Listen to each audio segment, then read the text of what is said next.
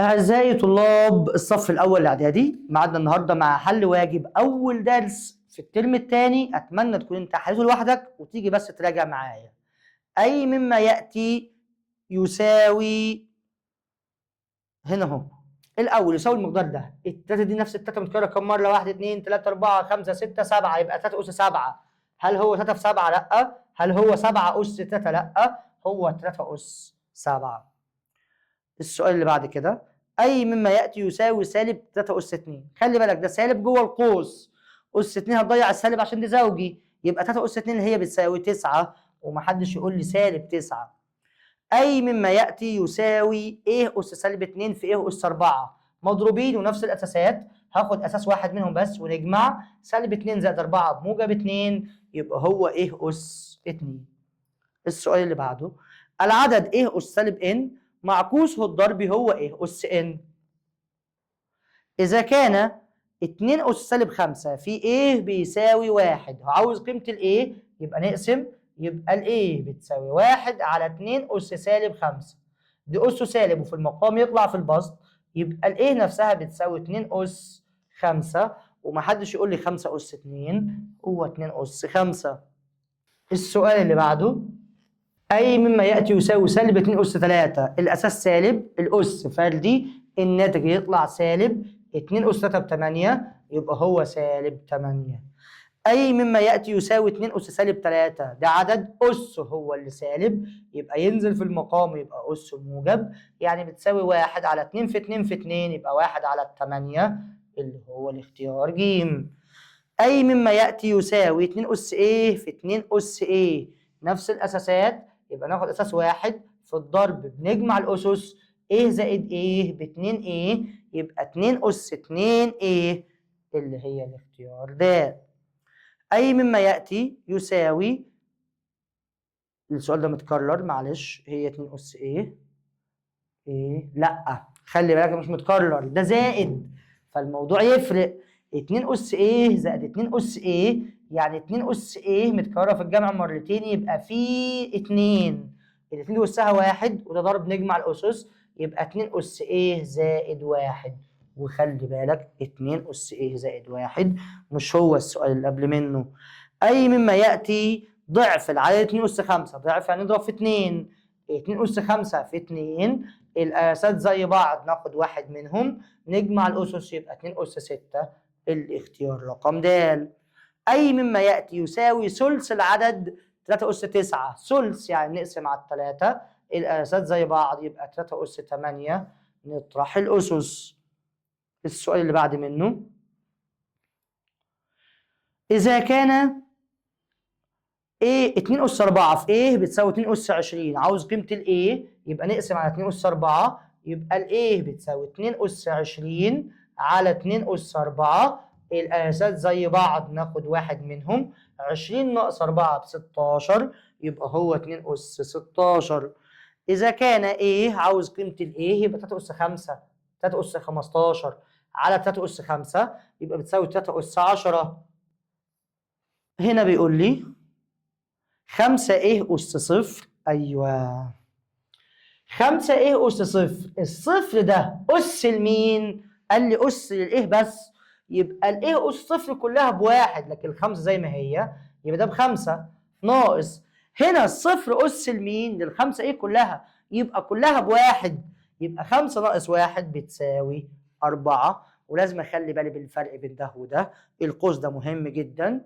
أي مما يأتي هو المعكوس الجمعي للعدد 4 أس سالب 3. خلي بالك معكوس جمعي مش معكوس ضربي. لو قال لي معكوس جمعي كنا قلنا 4 أس 3، بس هو هنا عاوز معكوس جمعي مش معكوس ضربي. الأس هنا فردي، يبقى هنغير الإشارة. طب هل هو سالب 4 أس 3 ولا سالب 4 أس سالب 3؟ طبعا 4 أس 3 لا، أنا مش دعوة بالأس، و4 أس 3 ده هو لا، يبقى سالب 4 أس سالب 3. ده المعكوس الجمعي.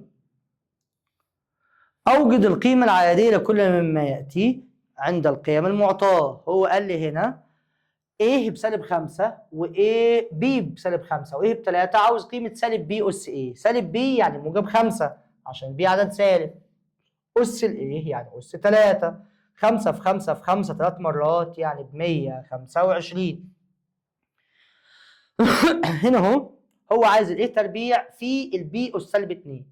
أول حاجة ال A بكام؟ ب5 أس 2 في ال B بسالب 3 أس سالب 2، ده بيتساوي 5 أس 2 ب 25. السالب 3 دي أسها سالب، تنزل في المقام سالب 3 بس يبقى أسها موجب. طيب الأساس هنا سالب والأس عدد زوجي، الزوجي هضيع السالب يبقى بقت ال 25 فوق زي ما هي واللي تحت 9 والمسألة خلصت. ضع كل المقادير الآتية في أبسط صورة، كلهم إكسات، هاخد إكس واحدة، هجمع اللي فوق 7 و11 18 ناقص 3 و5 8 يبقى بيساوي إكس أس 10 والسؤال خلص.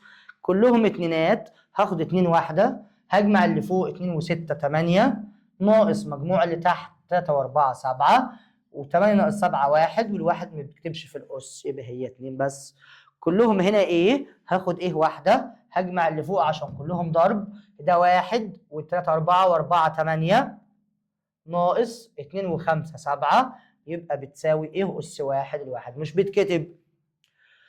كلهم تلاتات زي بعض، ناخد 3 واحدة، هجمع اللي فوق 5 وسالب 3 يبقى 2 ناقص 3 وسالب 4 يبقى سالب 1 وفي سالب يبقى موجب 1 يبقى بتساوي 3 أس 3 اللي هي بتساوي 27. باستخدام العوامل الأولية والأسس اكتب كل مما يأتي. ال 16 سهلة، احنا ناخد 32 وناخد ال 125 ونشوف الباقيين. 32 دي نحللها عواملها الأولية تبقى 2 في 16، الاتنين دي أولي، ال 16 لأ يبقى 2 في 8، الاتنين دي أولي، التمانية لأ يبقى 2 في 4، الاتنين دي أولي ودي 2 في 2 وهما الاتنين أولي، 1 2 3 4 5 يبقى ال 32 دي بتساوي 2 أس 5. المية نعمل المية مفيش مشكلة، المية هتبقى أدي المية 10 في 10، العشرة 2 في 5 والعشرة 2 في 5 يبقى 2 أس 2 في 5 أس 2، 2 أس 2 في 5 أس 2. عاوزين رقم كبير. ال 625 عملناه، نعمل ال 324. ال 324 اهو 324 يتحلل 2 150 162، الاتنين دي اولي خلي بالك مش هنحللها تاني. ال 162 دي 2 في 81، الاتنين دي اولي، ال 81 3 في 27، التلاتة دي أولي، ال27 3 في 9 والتلاتة أولي، والتسعة دي 3 في 3 كام؟ 3 1 2 3 4 تلاتات وواحد 2 بس يبقى دي 2 أس 2 في 3 أس 5، 1 2 3 4 1 2 3 أس 4 بس يبقى دي 2 أس 2 في 3 أس 4. ال 625 عملناها قبل كده والواجب خلص. أتمنى تكون حليته قبل كده وراجعت إجاباتك معايا، والسلام عليكم ورحمة الله.